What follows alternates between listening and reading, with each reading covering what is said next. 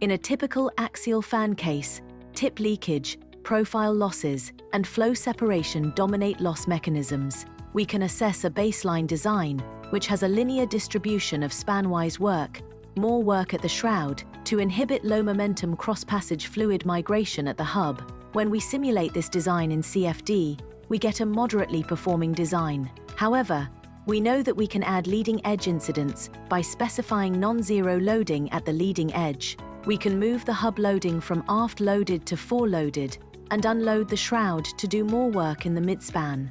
We see that changing the loading in this way has a direct effect on the blade surface velocity distribution.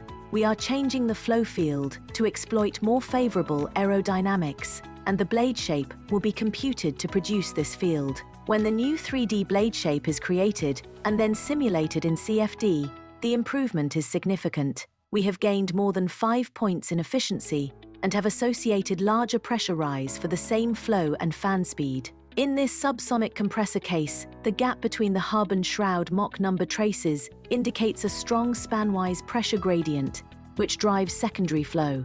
The CFD predicted performance characteristic is shown. We apply fore-loading at the shroud to reduce surface velocities on the suction surface, which also improves diffusion and hence efficiency. Aft loading at the hub increases surface velocities on the suction surface at the hub. The net effect is the reduction of the spanwise static pressure gradient as the two Mach number traces come closer together. Now, the CFD simulation shows a large increase in performance right across the range. We have achieved this by controlling the aerodynamics in the blade passage. The resulting blade shape is the solution to the aerodynamic problem that we want to resolve. In this mixed flow pump stage, we do not change any of the loading profiles. We just change the meridional outline of the impeller from longer to shorter at the shroud leading edge. Whatever outline we choose, the total work and the normalized distribution of that work stays the same. We get an increase in pump efficiency and an associated rise in stage head by changing the blade length at the shroud. But you will see that the exit RV theta remains the same for all designs. Note that even though the inverse method uses an inviscid potential flow solver, the agreement with viscous CFD predictions for blade surface pressure distribution is very close.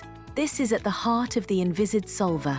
Being able to accurately predict the blade passage aerodynamics based on loading distribution then evolves a blade that meets those aerodynamic requirements.